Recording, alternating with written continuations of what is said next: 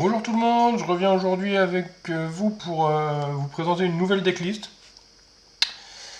Aujourd'hui on va s'attaquer à Babidi, leader des agents de la destruction, pour le deck AOD, donc agent de la destruction, qui est un deck très très fort. Alors donc, on va partir sur la lecture du leader, qui a en premier permanent considéré les agents de la destruction dans votre main comme n'ayant aucun coup de couleur, donc on annule toutes les petites pastilles de couleur dans le coup des cartes. En auto, quand cette carte attaque, vous rajoutez à votre main jusqu'à une carte de vos points de vie, un peu d'auto-éveil. Regardez jusqu'à 5 cartes du dessus de votre deck, rajoutez à votre main jusqu'à une carte incluant agent de la destruction dans son nom de carte, puis mélangez votre deck. Donc une pioche ciblée. Il s'éveille à 4 points de vie ou moins. Vous pouvez piocher une carte, passer jusqu'à une de vos sources d'énergie en mode action et tourner cette carte de l'autre côté. De l'autre côté, ça se transforme en bout, un joli bout capé, qui a toujours le même permanent. Vous considérez les agents de la destruction dans votre main comme n'ayant aucun coup de couleur.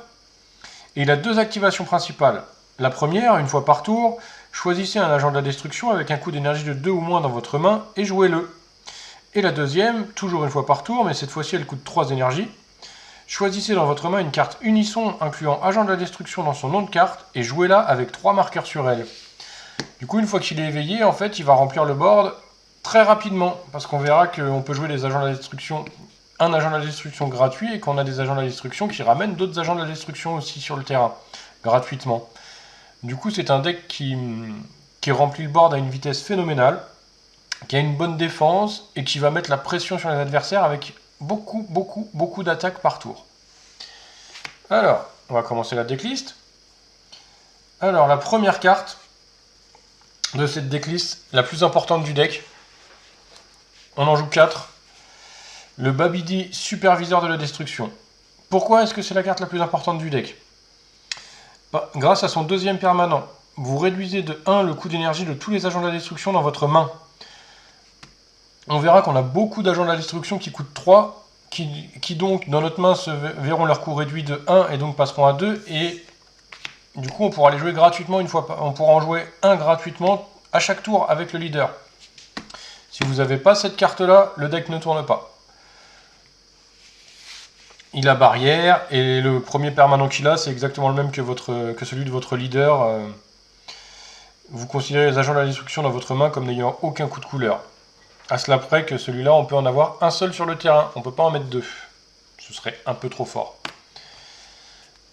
Alors, comme c'est la carte la plus importante du deck, la deuxième carte que je vais vous présenter, en x4 aussi, c'est le Hachiyak, agent de la destruction, vengeur. Lui, il est en activation principale pour 1. Vous défaussez cette carte depuis votre main dans votre zone de dispersion. Et vous pouvez jouer jusqu'à un sorcier Babidi, celui-là, avec un coût d'énergie de 1 depuis votre deck ou votre zone de dispersion, puis mélangez votre deck si vous avez regardé à l'intérieur. Du coup, quand vous faites votre main de départ, si vous avez ni celui-là, ni celui-là, je conseille de renvoyer toute la main, parce que c'est extrêmement important d'avoir le Babidi dès le tour 1 sur le terrain.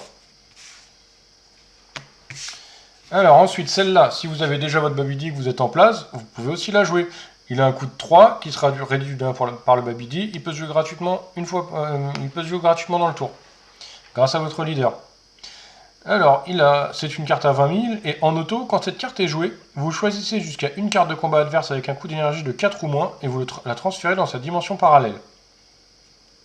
Ensuite, vous placez jusqu'à 3 cartes de combat depuis la zone de dispersion de votre adversaire au-dessous de son deck dans l'ordre de votre choix. Très pratique pour se débarrasser des Rébrian ou des petits Goku qui sont dans le deck et qui permettent à l'adversaire de piocher 2 ou de vous faire défausser 2. Pour le Kame Sennin aussi en vert qui permet de le virer de la dispersion pour récupérer une extra. Donc effet très utile, plus situationnel mais aussi très utile. Carte suivante, Thalès, agent de la destruction tourmentée. On en joue 4, elle coûte 2. Cette carte-là, elle est dans le deck, elle est importante parce qu'elle fait piocher en fait. Elle est unique, on peut en avoir qu'une seule sur le board. Elle a barrière, donc elle n'est pas gérable si facilement que ça. Et elle a auto, quand cette carte attaque, vous regardez jusqu'à 5 cartes du dessus de votre deck, vous rajoutez à votre main jusqu'à une carte incluant agent de la destruction dans son nom de carte parmi elles, puis vous mélangez votre deck. Du coup, elle fait piocher, card advantage. La suivante, encore une carte de pioche. Le Broly, agent de la destruction invincible. Elle coûte 3, donc encore une carte qu'on peut jouer gratuitement grâce à notre leader. Elle a en activation principale pour 1, vous pouvez la défausser depuis votre main pour rajouter une carte incluant agent de la destruction dans son nom de carte depuis votre zone de dispersion. Donc si vous avez besoin de récupérer une carte dans la zone de dispersion, vous pouvez défausser celle-là. En auto, quand cette carte est jouée, vous choisissez jusqu'à une carte de combat adverse avec un coût d'énergie de 5 ou moins, vous la mettez KO, donc encore un peu de gestion de board. Et surtout, vous regardez jusqu'à 3 cartes du dessus de votre deck, vous rajoutez à votre main une carte parmi elles, et vous placez les cartes restantes dans votre zone de dispersion. Donc celle-là, vraiment pas mal du tout, parce que vous allez regarder les 3 cartes du dessus de votre deck, vous allez en choisir une que vous allez rajouter à votre main, vous n'avez pas besoin de la révéler à l'adversaire, parce qu'il n'y a pas de restriction sur la carte choisie. Vous pouvez choisir n'importe quelle carte, donc pas besoin de la révéler. Les 2 autres partiront en dispersion. Voilà, on en joue 4. Alors, la suivante, on va passer aux cartes qui contrent. Nous avons un C13, agent de la destruction exterminateur. Celle-là, elle va se jouer pendant le tour adverse de préférence, parce que c'est un contre mise en jeu. Si votre leader a agent de la destruction, donc c'est le cas, si la carte de combat jouée a un coût d'énergie de 3 ou moins, elle est placée dans la zone de dispersion de son propriétaire au lieu d'être mise en jeu. Vous jouez cette carte, votre adversaire choisit une carte de sa main et la défausse. Donc, alors celle-là, elle fait le café aussi. Hein. Tiens, bah, je paye 3 énergies, je joue une carte. Non, elle part en dispersion et en plus, tu vas te défausser d'une carte. Vous la payez 1, puisque vous avez le Babidi. Et en auto, quand cette carte est jouée, vous mélangez dans votre deck jusqu'à un total de 2 sorciers et ou cartes incluant agent de la destruction dans leur nom de carte depuis votre zone de dispersion. Voilà, si vous n'avez plus trop de cartes dans le deck, vous pouvez toujours en remonter quelques-unes. On en joue 4 aussi. Ensuite, le Garlic, agent de la destruction immortelle. Pareil, elle coûte 2, donc vous la payez 1. C'est une contre-attaque. Vous annulez l'attaque, vous jouez la carte. En auto, quand cette carte est jouée depuis votre... jouez depuis votre deck jusqu'à un agent de la destruction autre qu'un exemplaire de cette carte, avec un coût d'énergie de 2 et ses capacités annulées pour toute la durée du tour, puis mélangez votre deck. Du coup, ça vous remplit le board. Attention à noter, c'est depuis votre deck que vous allez jouer la carte, du coup, vous ne pourrez pas jouer les cartes qui coûtent 3, parce que le Babidi réduit de 1 les coûts de cartes de votre main. Du coup, ça vous permet d'aller chercher, la plupart du temps, vous allez chercher soit un Thalès, soit une autre carte que je vous présenterai après, qui arrive après. Voilà, donc celle-là, très bien, un contre qui remplit le board. On en joue 4. Ensuite, on va aux anciens agents de la destruction, ceux de la BT6. Je ne joue que le C13 agent de la destruction, mais cette carte est monstrueuse. Vous pouvez la jouer gratuitement une fois par tour, grâce à votre leader. Elle a coup critique, et en activation principale, pour 2 énergies, vous choisissez jusqu'à une carte de combat adverse, vous la mettez KO, votre adversaire choisit une carte de sa main et la place dans sa zone de dispersion. Du coup, celle-là, elle permet de clean le board. Si vous avez 4 énergies, vous pouvez la jouer gratuitement, payer 2 énergies, nettoyer une carte adverse, votre adversaire se défausse d'une carte, repayer 2, refaire l'effet, parce que c'est pas une fois par tour. J'adore cette carte, je l'adorais déjà à l'époque, alors là, dans ce deck, elle est encore plus sublimée. Et puis le coup critique qui n'enlève rien. On en joue 4 aussi. Alors ensuite, je joue 2, les agents de la destruction contre-attaque. Du coup, ça c'est une carte extra, mais qui en permanent, elle acquiert agent de la destruction dans toutes les zones. Du coup, son coût va aussi être réduit de 1 par le Babidi. Elle est donc gratuite. En activation principale, vous regardez les 2 cartes du dessus de votre deck et vous rajoutez à votre main jusqu'à 2 cartes incluant agent de la destruction dans leur nom de carte parmi elles et vous placez les cartes restantes au-dessous de votre deck dans l'ordre de votre choix. Vous ne pouvez pas en activer plusieurs par tour parce que ce serait complètement pété vu qu'elle est gratuite. Si vous avez rajouté des cartes à votre main ainsi, vous rajoutez à votre main jusqu'à une carte de vos points de vie. Donc ça peut aussi éventuellement vous permettre de vous éveiller un petit peu plus rapidement si vous avez besoin. J'en joue 2. Alors ensuite, on joue un Saiyan masqué au masque noir, pouvoirs obscurs. Donc cette carte, c'est quand elle a 2 autos. Le premier, quand cette carte attaque, vous pouvez rajouter une carte de vos points de vie à votre main. Si vous faites ainsi, cette carte gagne plus 10 000 de puissance pour toute la durée du tour. Bon, ça permet toujours de s'éveiller un petit peu plus rapidement si besoin, et d'avoir une attaque à 15 000. Mais c'est surtout le deuxième auto qui nous intéresse. Quand votre adversaire joue une carte de combat avec 15 000 de puissance ou moins avec une capacité non clé, il choisit 2 cartes de sa main et les place dans sa zone de dispersion. C'est-à-dire que contre un Vegex, par exemple, il sera obligé de vous la gérer pour pouvoir jouer ses cartes de la dispersion. Sinon, il va être obligé de se défausser de toutes les cartes de sa main quand il va jouer ses cartes avec sa meule. Par exemple, ça peut, si votre adversaire est là sur le board aussi et que vous jouez les agents de destruction, c'est pareil, il va falloir la gérer avant, parce que si vous jouez une carte avec le Garlic, par exemple, pareil, il va falloir vous défausser de 2 cartes. Du coup, cette carte, c'est une épine dans le pied de l'adversaire. J'en joue 2. Ensuite, on va passer au super combo. Super combo, j'en ai 2 différents. J'ai le classique, Kame Sennin, entraîneur inflexible. La super combo 0-10 000, quand vous effectuez une combo avec cette carte, si vous avez 4 points de vie ou moins, vous piochez une carte. On en joue 2. Et la deuxième, qui est très particulière, c'est le Slug, agent de la destruction surpuissant.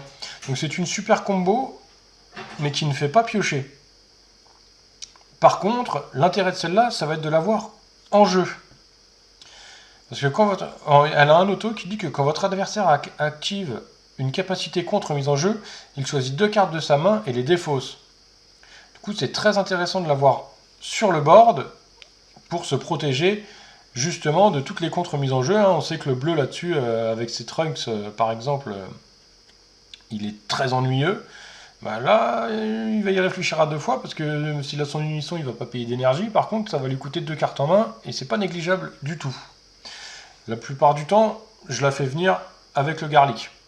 Alors que je contre l'attaque avec le Garlic, et je vais chercher celle-là dans le deck, et je la joue. Comme ça, elle arrive gratuitement sur le board. Voilà, j'en joue 2 aussi, du coup, ça fait 4 super combos de 2. Ensuite, l'unisson du deck. Vegeta, agent de la destruction résolue. Cette carte-là, je crois que j'ai pas besoin de la présenter. Elle est ultra forte. Déjà de base, c'est une 20 000 double frappe critique. Qui a en plus 1 activation principale. Cette carte gagne plus 5 000 de puissance pour toute la durée du tour. Donc elle passe à 25 000. Et en moins 5, si votre leader est un sorcier ou que toutes vos sources d'énergie sont exclusivement vertes, choisissez 3 cartes de la main de votre adversaire et défaussez-les. C'est fort, c'est très très fort. Après, le moins 5, à moins que la partie dure vraiment, vous ne l'utiliserez pas, parce qu'en fait, le seul moyen que vous avez de jouer cette carte, à moins vraiment d'avoir mis toutes vos énergies vertes, toutes vos cartes vertes en énergie, d'en avoir 4, mais ça n'arrivera pas, c'est par l'activation principale du leader. Vous payez 3 incolores, vous jouez cette carte-là avec 3 marqueurs. Du coup, si votre adversaire fait attention, il ne vous laissera pas monter à 5 marqueurs, parce que c'est trop dangereux derrière pour lui. Et sinon, voilà, le plus 1, ça vous fait une 25 000 double frappe critique sur le board. Voilà, il n'y a pas grand chose à ajouter, je crois. Si ce n'est son auto. Son auto qui est très intéressant. Choisissez une carte de votre main et défaussez-la. Quand cette carte est jouée, choisissez toutes les cartes de combat adverse en ignorant la capacité barrière et mettez-la KO. Du coup, voilà. En général, on la fait tour 4 pour garder une énergie détapée. Et, moi, je la joue tour 4 en général. Sauf si vraiment je suis soit très très bien dans la partie, soit un peu acculé. Vous payez 3, vous la jouez, vous jetez une carte de votre main, ras board. Personne ne reste, à part les quelques rares cartes, comme les Zamasu Goku Black Immortalité, des cartes qui peuvent pas être retirées du board par des capacités adverses, mais elles sont rares quand même. Voilà, on en joue 3, c'est extrêmement fort. J'en joue que 3 parce que pour le coup, le problème des unissons, c'est qu'ils n'ont pas de puissance de combo, on peut pas combo avec, du coup, ça peut être ennuyeux par moment. Alors, la prochaine, c'est un contre-mise en jeu. Le Freezer méchant charismatique. Celle-là, c'est un contre-mise en jeu que vous ne pouvez... quand vous l'activez, vous ne pouvez plus activer de contre-mise en jeu pour toute la durée du tour. Et donc, contre mise en jeu, jouez cette carte depuis votre main. Permanent, si vous avez une carte unisson verte en jeu avec 2 marqueurs ou plus, vous pouvez activer la capacité contre cette carte depuis votre main sans payer son coût en énergie. Du coup, quand elle est sur le terrain avec ses 3 marqueurs, vous pouvez la jouer gratuitement de votre main. En auto, quand cette carte est jouée, choisissez jusqu'à une carte de combat adverse avec un coût d'énergie de 7 ou moins et mettez-la KO. Coup très intéressant parce que ça passe déflexion. Puisque la capacité de compte vous fait seulement jouer cette carte, donc même une carte qui a déflexion, elle n'est pas affectée par la carte en question, donc on peut la jouer. Ça passe pas barrière. Et sinon, ça va vous gérer tout ce qui est 7 ou moins sur le board adverse. Très très fort, ça vous rajoute une 10 000. Carte extrêmement forte. Ensuite, bon, bah, la classique de chez classique. Hein. J'ai un deck qui est potentiellement capable de mettre des énergies bleues sur le board. Je joue Katsenzu, parce que j'ai besoin de rajouter quelque chose. La carte la plus jouée depuis la première extension du jeu. Vous choisissez jusqu'à une de vos cartes de combat, elle gagne jusqu'à une de vos cartes. Elle gagne plus 5000 de puissance pour toute la durée du tour, puis vous choisissez jusqu'à 2 de vos sources d'énergie et vous les passez en mode action. Voilà, j'en dis pas plus, hein, ça sert à rien, les Senzu tout le monde connaît. C'est un staple. Ensuite, 4 contraintes de Whis. Bah ouais, pourquoi pas. Une énergie bleue, tac, un contre, l'énergie se retape, elle coûte rien, elle est gratuite. On peut la jouer, on la joue. Et on va finir avec 2 Kamehameha, puissance maximale, le nouveau contre noir de l'X13 là. Du coup, ça c'est une contre-attaque qui annule l'attaque. Et vous pouvez ensuite transférer 4 cartes depuis votre zone de dispersion dans votre dimension parallèle. Et si vous le faites, vous retournez cette carte depuis votre zone de dispersion dans votre main. Vous ne pouvez pas l'activer plusieurs fois dans le tour, vous pouvez l'activer qu'une seule fois. Mais du coup, c'est un compte, une fois qu'elle est en main, voilà. Hein. Bah tiens, je compte ton attaque, je passe 4 cartes de ma dispersion, hop, elle remonte en main. C'est un contre qui vous fait pas perdre de cartes en main et qui est rejouable le tour d'après. Et en plus de ça, petite gâterie, elle a une activation principale, donc si vous n'en avez pas besoin pour contrer, vous pouvez toujours effectuer l'activation principale pendant votre tour. Choisissez une carte de combat adverse avec un coût d'énergie supérieur au nombre de sources d'énergie adverse et transférez-la dans la dimension parallèle de son propriétaire. Voilà, ça encore un removal de board. Voilà, on a fini avec cette decklist. Donc comme vous avez pu le voir, c'est vraiment très très fort parce que le board se remplit à une vitesse phénoménale, les cartes ne coûtent pas cher.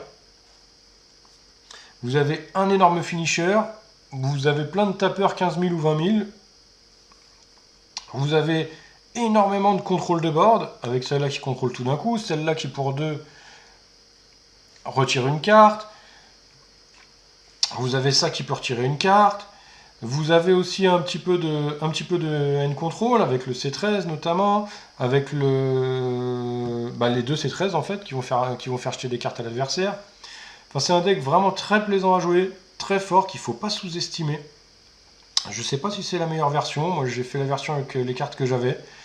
Et bah franchement, ça tourne bien, ça tourne vraiment très très bien. Voilà, j'espère que la decklist vous aura plu. N'hésitez pas à commenter si vous avez des suggestions à faire, ou si vous voulez que je vous présente une decklist en particulier. Je me ferai un plaisir de le faire. Voilà, allez, salut tout le monde!